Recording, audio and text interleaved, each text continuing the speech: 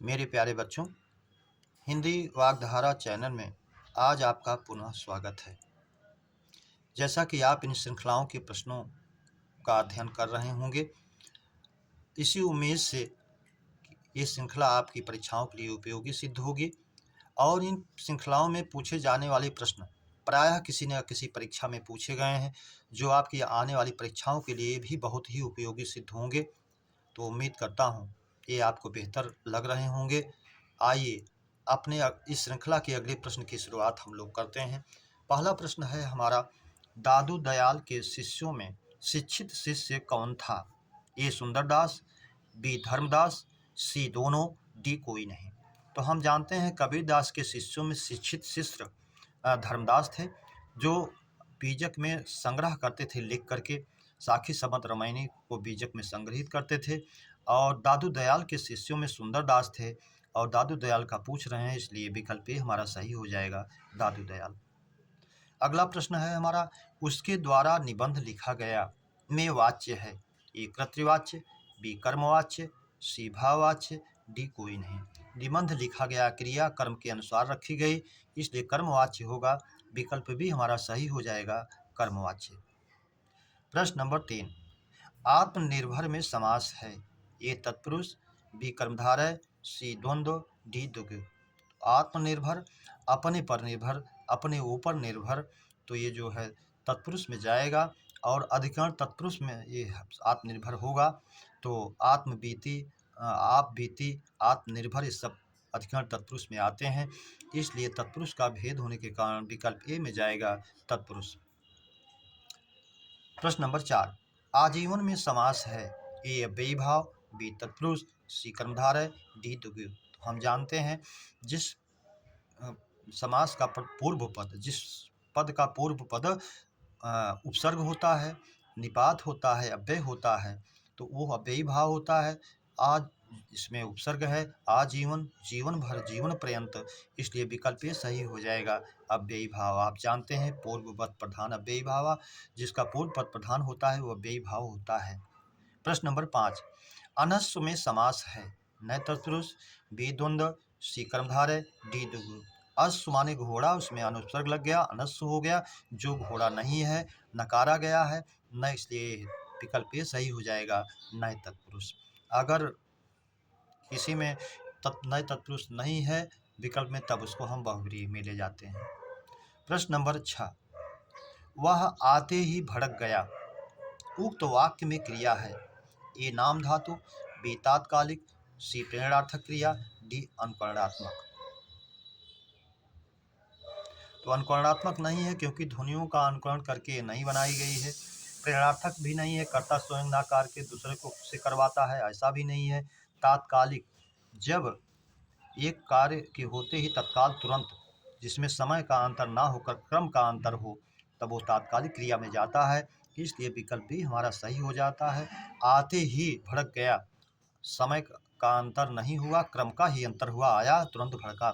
नाम धातु में कर्ता एक क्रिया को पूरा कर दूसरे कार्य को शुरू करता है, दूसरी क्रिया शुरू करता है, तो पहले पूरी होने वाली क्रिया में जो है नाम धातु पूर्वकालिक होती है, यहाँ पूर्वकालिक है नहीं, जो तात्कालिक का एक रूप दूसरा रूप है। नाम धातु आप जानते हैं जो संज्ञा सर्वनाम विशेषण से बनाई जाती है, हाथ से हथियाना, लात से लथियाना, विशेषण से चमक से चमकाना, सर्वनाम से आप से अपनाना, तो उसमें चला जाता है नाम धातु में, वो भी नहीं है, इसलिए विकल्प भी ही तात्कालिक क्रिया हो जाएगा। प्रश्न नंबर 7, दरिद्रता में संज्ञा है? ए भाववाचक, बी द्रव्यवाचक, सी जातिवाचक, डी व्यक्तिवाचक। तो दरिद्र मूल शब्द है, ता प्रत्यय है, जिसमें दरिद्र होने का भाव आ गया, इसलिए दारिद्र्य कहें या दरिद्रता कहें, दोनों में भाववाचक संज्ञा होगी, विकल्प ए हमारा सही हो जाएगा। प्रश्न नंबर 8, तू और मैं का बहुवचन है? ए तुम, हम, बी तुझ, मुझ, सी दोनों, डी कोई नहीं। तो हम जानते हैं ये पुरुषवाचक सर्वनाम में तू एक वचन है, इसका बहुवचन तुम होता है। मैं उत्तम पुरुष का है, इसका बहुवचन हम होता है, तो तुम और हम, विकल्प ए ही हमारा सही हो जाएगा। प्रश्न नंबर 9, जैसी करनी वैसा फल में सर्वनाम है? ए संबंधवाचक, बी व्यक्तिवाचक, सी भाववाचक, डी कोई नहीं। तो जैसी करनी वैसा फल। यहाँ दोनों सर्वनाम एक दूसरे में संबंध बता रहे हैं, इसलिए संबंधवाचक सर्वनाम होगा। जो सो, जैसा वैसा, जब तब, जहाँ वहाँ, जिधर उधर, अगर इस तरह से आता है तो संबंधवाचक सर्वनाम हो जाता है। विकल्प ए हमारा सही हो जाता है। दोनों सर्वनाम एक दूसरे में संबंध बता रहे हैं। प्रश्न नंबर 10, खोदा पहाड़ निकली चूहिया का अर्थ है। इस मुहावरे का अर्थ है, मुहावरा तो नहीं, ये लोकोक्ति है। आप जानते हैं मुहावरा की समाप्ति प्रायः ना पर होती है। अंधों में काना राजा होना, 9 2 11 होना। तो जब अंत में ना आए तो जो है मुहावरा होता है, और जो वाक्य या उपवाक्य की तरह प्रयुक्त होता है वो जो है लोकोक्ति होती है। तो कभी कभी आपसे ये भी क्वेश्चन कर लेता है कि मुहावरा है कि लोकोक्ति। तो खोदा पहाड़ निकली चूहिया, विकल्प है अधिक परिश्रम का थोड़ा फल, तेली का बैल, परिश्रमी व्यक्ति कोई नहीं। अधिक मेहनत किया परिणाम कुछ नहीं निकला, तो अधिक परिश्रम का थोड़ा फल, विकल्प ए हमारा सही हो जाएगा। प्रश्न नंबर 11, उसके पास महेश से दुगना धन है में विशेषण है। ए आवृत्तिवाचक, संख्या विशेषण, बी क्रमवाचक, सी प्रत्येकवाचक, डी गणनावाचक। तो इसमें गणना की बात नहीं की गई है, प्रत्येक की भी बात नहीं है, प्रत्येक बोधक भी नहीं है, हर एक नेता एक एक अपराधी ऐसा भी नहीं है। क्रमवाचक पहला, दूसरा, तीसरा, चौथा, 10वां ऐसा भी नहीं है, इसलिए ये भी नहीं है। आवृत्तिवाचक जिसमें एक वस्तु से दूसरी वस्तु के आधिक्य का बोध होता है, प्रायः इसके वाचक के रूप में गुना शब्द जरूर आता है, इसलिए आवृत्तिवाचक हो जाएगा। चौगुना धन, दुगुना धन, चौगुना बुद्धि, इस तरह से आएगा। प्रश्न नंबर 12, सुनील आम खा रहा है में क्रिया है। अकर्मक, सकर्मक, नाम धातु, प्रेरणार्थक। तो क्रिया सकर्मक है, आम को खा रहा है, इसलिए विकल्प भी सही हो जाएगा, सकर्मक। प्रश्न नंबर 13, पहाड़ी हिंदी किस अपभ्रंश से निकली है। ए खस, बी सौसोनी, डी महाराष्ट्री, सी बराचड़। तो हम जानते हैं बराचड़ से सिंधी निकली है, महाराष्ट्री से मराठी निकली है, सौसेनी में आप जानते हैं गुजराती, राजस्थानी और पश्चिमी हिंदी आती है, और खस जो है हमारी पहाड़ी हिंदी से आती है अपभ्रंश से, इसलिए विकल्प ए हमारा सही हो जाएगा, खस। प्रश्न नंबर 14, अपभ्रंशों की संख्या है। ए 5, बी 6, सी 7, डी 8। तो हमारे अपभ्रंशों की संख्या 7 होती है, हम जानते हैं, अपभ्रंशों को जानते रहें, कभी कभी पूछता है और इसके आने वाली उपभाषाओं को भी पूछता है, तो 7 हो जाएगा। प्रश्न नंबर 15, अब तक कितने विश्व हिंदी सम्मेलन हुए हैं।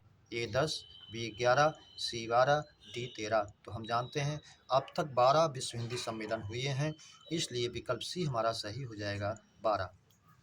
प्रश्न नंबर 16, हॉलैंड निवासी जोशुआ केटलर ने हिंदी का प्रथम व्याकरण किस भाषा में लिखा। ए डच, बी फ्रेंच, सी पुर्तगाली, डी किसी में नहीं।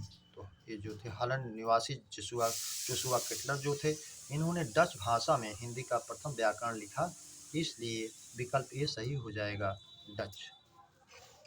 घनश्याम में समास है। ए कर्मधारय, बी तत्पुरुष, सी द्वंद्व, डी बहुरी। तो घनश्याम घन के समान बादल के समान श्यामल हैं जो, तो ये हमारा कर्मधारय में आता है, और कर्मधारय में उपमानोत्तर कर्मधारय में आता है घनश्यामम, ये इस तरह से। तो हमारा विकल्प ये सही हो जाएगा।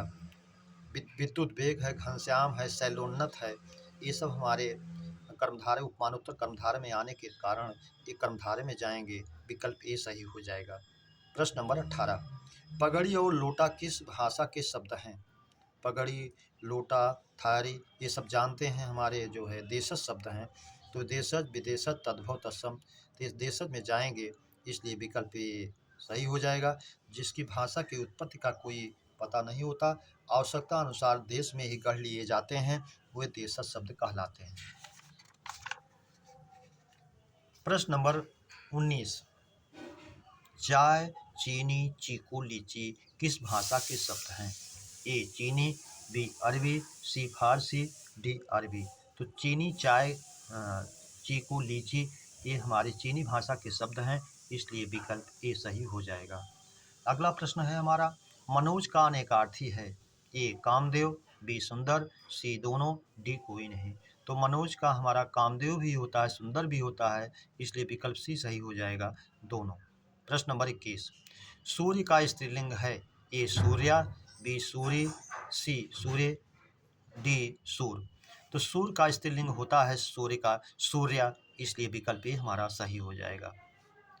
प्रश्न नंबर 22, कागज, कोयल और ककड़ी का तत्सम है? ए करगद, कोकिल, करकटी।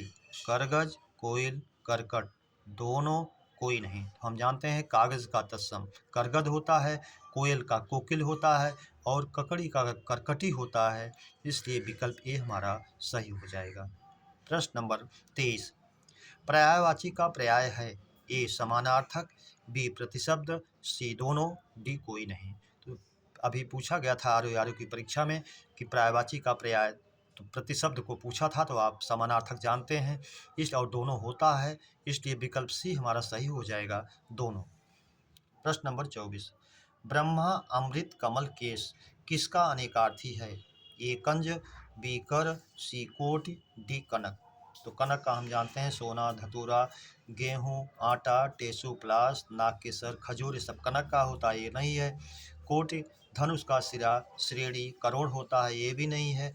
कर का भी जानते हैं आप, हाथ, टैक्स, किरण, सोड़, ये भी नहीं है। कंज, कंज का होता है।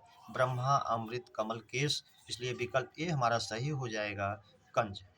प्रश्न नंबर 25, योजक चिन्ह है? A B, C comma, D अर्धविराम, अल्पविराम, अर्धविराम। तो योजक चिन्ह निर्देशक चिन्ह से छोटा होता है, तो ये इसकी लंबाई अधिक है, इसलिए ये निर्देशक का है। बी उससे छोटा रूप दिखाया गया है, इसलिए योजक चिन्ह बी हो जाएगा। प्रश्न नंबर 26, निम्न में कौन अनेकार्थक है? ए गो, बी जल, सी कान, डी गाय। तो जल, कान, गाय अनेकार्थक नहीं है, और गो का हम जानते हैं अनेकार्थी होता है, गाय, किरण, इंद्री, स्वर्ग, पृथ्वी, इसलिए विकल्प ए ही हमारा सही हो जाएगा। प्रश्न नंबर 27, हंसी का तत्सम है? ए हंस, बी हास्य, डी हंस, सी हंस, डी कोई नहीं। तो हंसी का तत्सम हास्य होता है, विकल्प भी हमारा सही हो जाएगा। प्रश्न नंबर 28, सरकार ने बेरोजगारों को भत्ता देने का निर्णय लिया है? में उपसर्ग है? ए 2, बी 3, सी 4, डी 5। तो सरकार ने बेरोजगारों को भत्ता देने का निर्णय लिया है, तो एक निर्णय में है निर प्लस नय, एक उपसर्ग निर इसमें है। बेरोजगार में बे है, दो है, इसलिए सरकार में भी एक है सर है, तो ये उर्दू का है।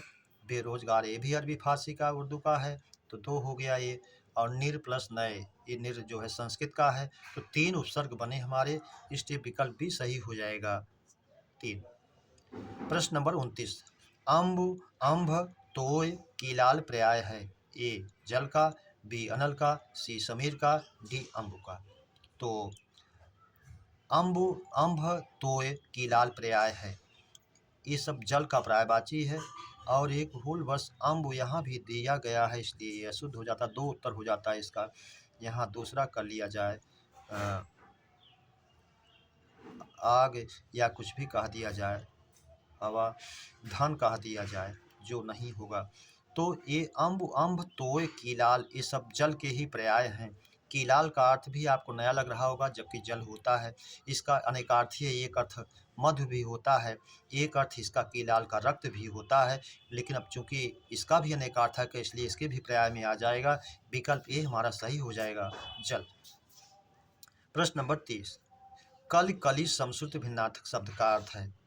कलयुग, अधिखिला फूल, कली, फूल, दोनों, कोई नहीं।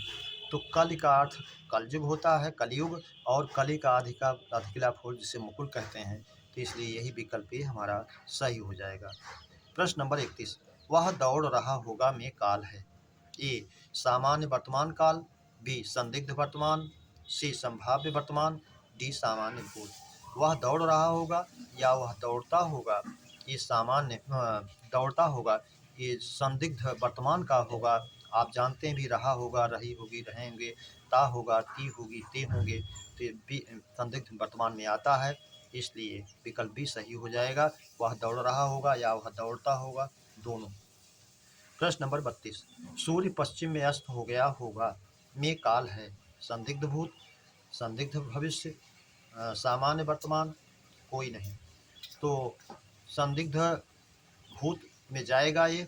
आप जानते हैं भूत में काम के होने में संदेह दिखाया जाता है, हो गया होगा, और वाक्य के अंत में या होगा, ये होगी, ये होगी, आप जानते हैं आता भी है, इसलिए विकल्प ये हो जाएगा संदिग्ध भूत। प्रश्न नंबर 33, विष्णु का पर्याय नहीं है, ए पुरंदर, बी सहस्रनाम, सी उपेंद्र, डी मुकुंद।